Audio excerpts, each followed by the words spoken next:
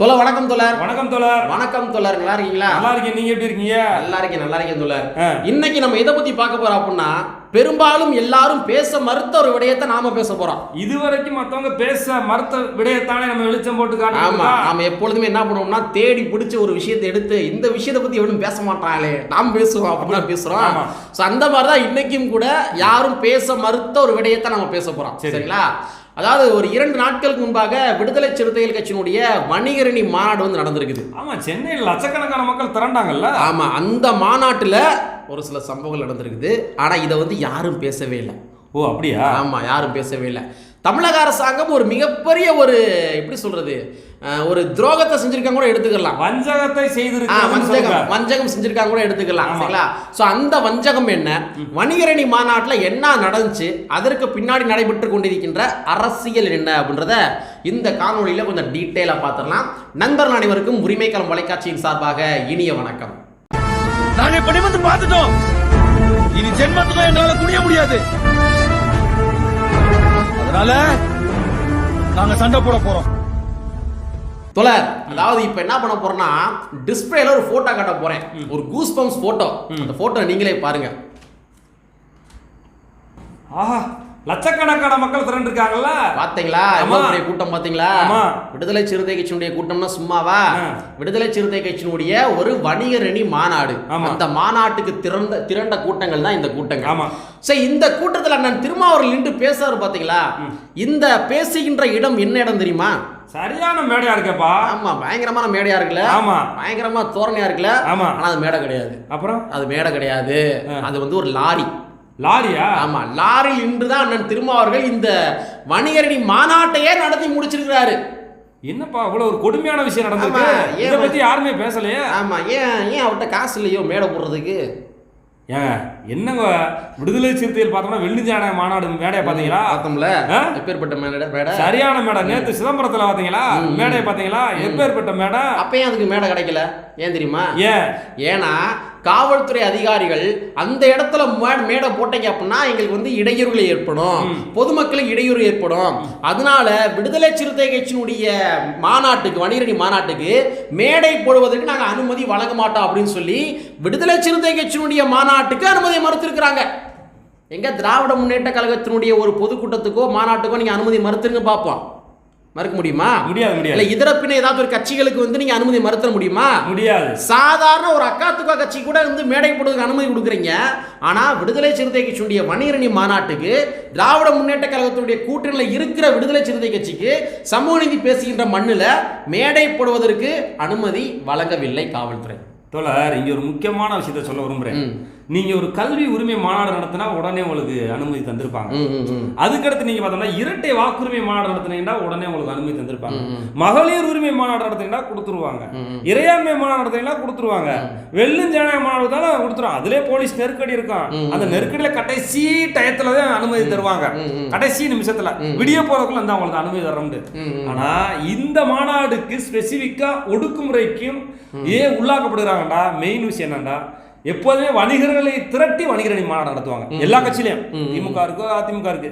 யாரெல்லாம் வணிகர்களா இருக்கிறார்களோ, யாருக்கெல்லாம் செல்வம் செழிப்பாக இருக்கிறார்களோ, பொருளாதாரத்தில் வலிமையா இருக்கார்களோ, அந்த வணிகர்களா வாங்க உங்களுக்கு ஒரு மாநாடு நடத்துறோம்னு. ஆனால் விளிம்பு நிலை மக்களை வணிகரணின்னு ஒரு அணியை உருவாக்குறாரு. நீ எல்லாம் வந்து வணிகர்களாக மாறுங்க, பொருளாதாரத்தை ஈட்டுங்க, சம்பாரிங்க, நீங்களும் இந்த மண்ணிலே ஆளும் வர்க்கமாக மாறுங்க அப்படின்னு சொல்லாம விளிம்பு நிலை மக்களை வந்து நீங்க வந்து வணிகரணின்னு உருவாக்கி அவர்கள் வணிகராக மாதிரி ஒரு மாநாடு நடத்தும் போது ஏத்துக்குவாங்களா? அரசியல் ரீதியாக வந்து எஜுகேட் பண்றாரு, பொருளாதார ரீதியாக வந்து உயர்த்துவதற்காக முயற்சி பண்றாரு. இப்ப வந்து வணிகர்ல வந்து மாநாடு நடத்தி ஒருவேளை வணிக ரீதியா வந்து நாளைக்கு வந்து கான்ட்ராக்ட் கேட்டா, நீங்க பேசுற ரொம்ப ரொம்ப முக்கியமான பாயிண்ட். கான்ட்ராக்ட் கேட்டா என்ன செய்ய முடியும்? எல்லா இடத்துலயும் வந்து பார்த்தோம்னா ஒரு 4-5 பேருக்கு தான் சிக்கியே இருக்கும். தமிழ்நாடா இருக்கட்டும், இந்தியாவா இருக்கட்டும். நீங்க சொல்றது ரொம்ப ரொம்ப முக்கியமான பாயிண்ட் தோழர். சமீபத்தில் அண்ணன் திருமாவர்கள் என்ன பண்ணாருன்னா, நம்ம முதலமைச்சர் அவர்கள்ட்ட வந்து ஒரு கோரிக்கை வச்சாரு. அதாவது பட்டியல் சமுதாய மக்கள் இருக்காங்க இல்லையா, ஆமா, அவர்களுக்கென்று வணிக வளாக கட்டிடங்கள் கட்டித்தர வேண்டும் அப்படின்னு கோரிக்கை வச்சாரு. ஆமா, வணிக வளாக கட்டிடங்கள். இப்ப நீங்க பேசுனது இது நீங்க கரெக்ட் பண்ணி பாருங்க. எப்படியாச்சும் வந்து இந்த விளிம்பு நிலை சமுதாய மக்கள் வந்து ஒரு வணிக ரீதியா உயர்த்த வேண்டும், பொருளாதார ரீதியா உயர்த்த வேண்டும் என்ற காரணத்துக்காக அந்த மாதிரி ஒரு டிமாண்ட வச்சாரு. யாரு? வணிகர்களுக்கு என்று தனியா வந்து ஒரு வணிக வளாகம் கட்டி தரணும்னு சொல்லி. ஆனா அதை தமிழக அரசாங்கம் செய்து தரவில்லை. வணிகம் சார்ந்த விடயங்கள் எல்லா இடங்களிலும் இப்படிதான் இருக்குது. இன்னொரு விஷயம் சொல்லவா, தமிழ்நாட்டு அரசாங்கம் வந்து கான்ட்ராக்ட் வழங்குறாங்க தெரியுமா, ஒப்பந்தங்கள் வழங்குறாங்க தெரியுமா, இந்த சாலை போற கான்ட்ராக்டோ அது எல்லாத்திலையுமே பட்டியல் சமுதாயத்தை சார்ந்தவர்களுக்கு என்று அதுலயும் கூட என்ன பண்ணணும்னா இடஒதுக்கீடு இருக்குது. ஆமா, அதுலயும் பட்டியல் சமுதாயத்தை சார்ந்தவர்களுக்கு என்று அந்த கான்ட்ராக்ட் வந்து வழங்கணும். இத்தனை கான்ட்ராக்ட் வழங்கணும் சட்டம் இருக்குது. பெட்ரோல் பங்க் வைக்கிறதுக்கே ரிசர்வேஷன் இருக்குது. சோ அப்ப இந்த வணிகம் ரீதியாக வளர்ச்சி அடைஞ்சிட்டாங்க அப்படின்னா நாளைக்கு அதிகாரத்தை நோக்கி நகர்வார்கள். நாளைக்கு அதிகாரத்தை நோக்கி நகரும் பொழுது நாளை தமிழ்நாட்டை ஆள போகிறது விடுதலை சிறுத்தைகளாக இருப்பார்கள். ஒருவேளை திருமாவளவன் முதலமைச்சர் ஆகிவிட்டா சோ அந்த மாதிரி ஒரு விடயத்திற்காக தான் இந்த வணிகரணி மாநாட்டுக்கு வந்து இவங்க அனுமதி மறுத்திருக்கிறாங்க, மேடை போடுவதற்கு அனுமதி மறுத்திருக்காங்க. ஆமா, மாநாடு நடத்த விடாம தடுப்பதற்கான ஒரு சூழ்ச்சி நடந்திருக்கு. அந்த பிம்பத்தை உடைச்சு நீ மாநாடு தானே மேடை தானே போடக்கூடாதுன்ற, நான் லாரியிலே மேடை ஆக்கி நான் மாநாடு நடத்துறேன் பாரு, முடிஞ்சதை பாரு. அதே மாதிரி அந்த மாநாடுல செம்ம பதிலடி கொடுத்திருக்காரு. ஆமா, செம்ம பதிலடி கொடுத்திருக்காரு. அந்த வீடியோ கூட ப்ளே பண்றோம், நீங்களே பாருங்க. 1979 80களில் கிட்டத்தட்ட 45 வருஷத்துக்கு முன்னாடி லாரியில பயணம் செஞ்சேன். இன்னைக்கு லாரியில நின்றுட்டு பொதுக்கூட்டம் பேசுறேன்.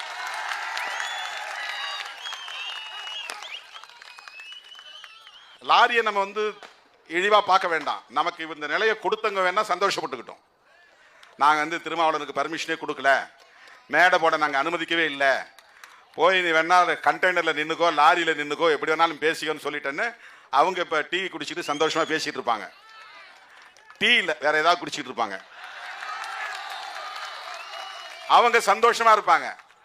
எங்களுக்கு லாரினாலும் ஒண்ணுதான், மேடைனாலும் ஒண்ணுதான், தரை என்றாலும் ஒன்றுதான், பெரிய நாற்காலி என்றாலும் ஒன்றுதான். எங்களுக்கு அது எந்த வேறுபாடு? உழைக்கிறவனுக்கு எல்லாம் சமம், உழைக்கிறவனுக்கு எல்லாம் ஒன்று. சொகுசாய் இருக்கிறவனுக்கு தான் எனக்கு பிளாஸ்டிக் சேரா, நான் கம்பீரமா ராஜ சிம்மாசனத்தை தான் உட்காருவேம்மா, எனக்கு அது என் மயிருக்கு சமம்.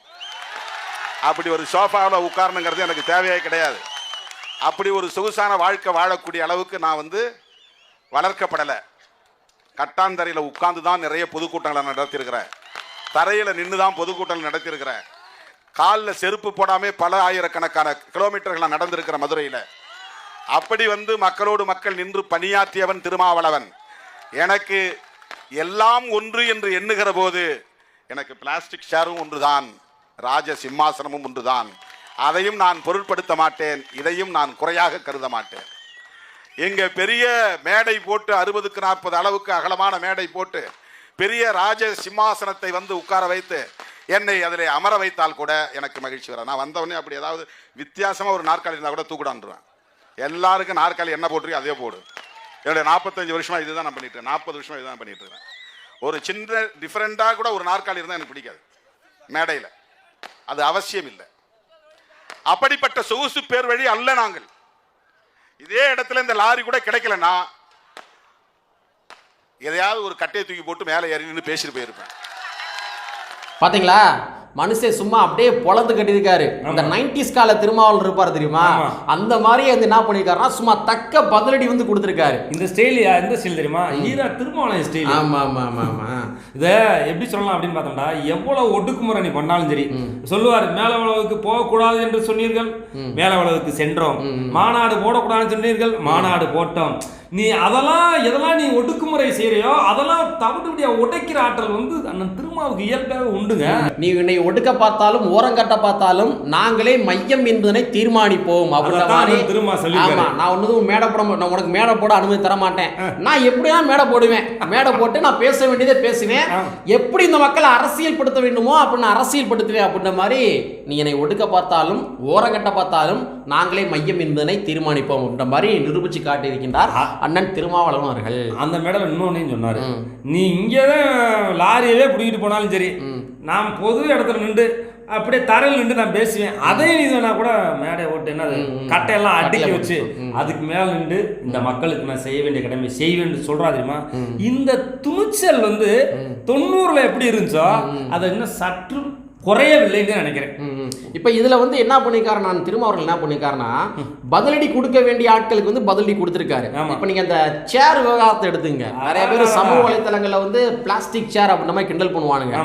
சோ அந்த மாதிரி விடயத்திற்கும் கூட அந்த மாதிரி கிண்டலுக்கு இடம் அளித்தவர்கள் இருப்பாங்க இல்லையா, கிண்டலுக்கு இடம் அளித்தவர்கள், அந்த காட்சியை உருவகப்படுத்தியவர்கள். ஒரு எம்பி வராது அப்படின்னா அந்த எம்பிக்கு வந்து எந்த அளவுக்கு நீங்க ரெஸ்பெக்ட் கொடுக்கணுமோ அந்த ரெஸ்பெக்ட் கொடுத்துருக்கணும். அப்போ அவருக்கு நீங்க பிளாஸ்டிக் சேர் போட்டு நீங்க வந்து ஒரு சிம்மாசனம் உட்கார மாதிரி உட்காந்தீங்க அப்படின்னா அப்ப அது விமர்சனம் உள்ளாதானே செய்யும். அப்ப தெரிஞ்சது நீங்க பண்ணீங்களா, அப்ப அந்த மாதிரி விடயத்துக்கு வந்து தக்க பதிலடி கொடுக்கும் விதமாக நான் எதுல உட்காந்தாலும் சரி நான் அரசன் தானா சொல்லிட்டு போயிட்டாப்ல. அதாவது இன்னொரு விஷயம் சொல்லலாம்னா, என்னைய பொறுத்த வரைக்கும் நான் இருக்கிற மேடையில ஒரு சேர் வந்து சின்ன டிஃப்ரெண்ட் கூட எனக்கு பிடிக்காது. ஒரே மாதிரி இருக்கணும், நம்ம எல்லாம் உழைக்கிற மக்கள், நம்ம எல்லோரும் சமம் அப்படின்னு சொன்னாரு.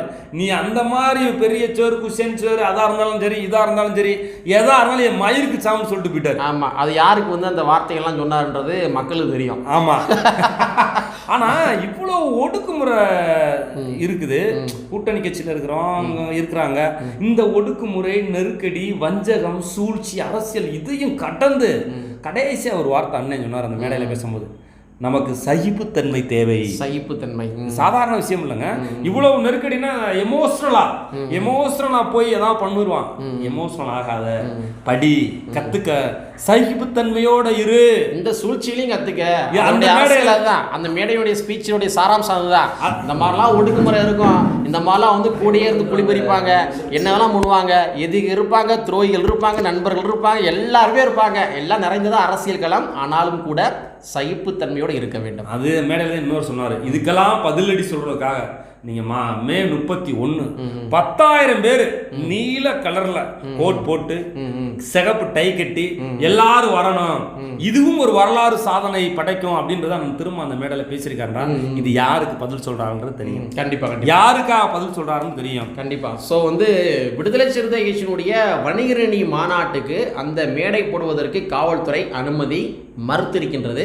அது மிகப்பெரிய ஒரு ஒடுக்குமுறை அப்படின்னு நம்ம தான் பார்க்க முடியும். ஏன்னா தமிழ்நாட்டில் எந்த கட்சிகளுக்குமே வந்து இந்த மாதிரி அனுமதி மறுத்தது கிடையாது. ஆனால் சமீப காலமாக அண்ணன் திருமாவர்கள் பல பொதுக்கூட்டங்கள் போடுறாரு. அந்த பொதுக்கூட்டங்கள் எல்லாமே ஒரு மாநாடு வடிவத்தில் மாறுது. ஸோ இந்த மாதிரி மாநாடு வடிவத்தில் மாறுகின்ற ஒரு விளைவுலால் ஒரு அச்சத்தினால கூட எடுத்துக்கலாம். அது யாருக்கு அச்சம் அப்படின்றது வந்து மக்களுக்கு தெரியும். ஒரு அச்சத்தின் விளைவுலால் கூட இவருக்கு அனுமதியை மறுத்தா தான் நாளைக்கு வந்து கூட்டம் சேர்க்க முடியாது அப்படின்ற மாதிரி ஒரு எண்ணத்தின் அடிப்படையில் தான் காவல்துறை அனுமதி மறுத்து இருக்கின்றார்கள். நயவஞ்சகர்கள் சரியா மறுத்திருக்கிறார்கள். பட் இருந்தாலும் சரி, தானா சேர்ந்த கூட்டம் சொல்லுவாங்க இல்லையா, அந்த மாதிரி தானா சேருகின்ற ஒரு கூட்டம் தான் அண்ணன் திருமாவர்கள் கூடுகின்ற கூட்டம், கருத்தியல் ரீதியாக கூடுகின்ற கூட்டம். ஸோ இந்த மாதிரி ஒரு சிஸ்டம்லாம் வந்து அண்ணன் திருமாவர்களால் மட்டும்தான் உருவாக்க முடியும் என கூறிக்கொண்டு அனுமதி மறுத்த நபர்களுக்கு எங்களுடைய வன்மையான கண்டனங்களை தெரிவித்துக் கொண்டு கற்பி ஒன்று புரட்சி செய்கின்ற புரட்சம்ப வரியை கூறிக்கொண்டு நிறைவு செய்கின்றோம். நன்றி, வணக்கம்.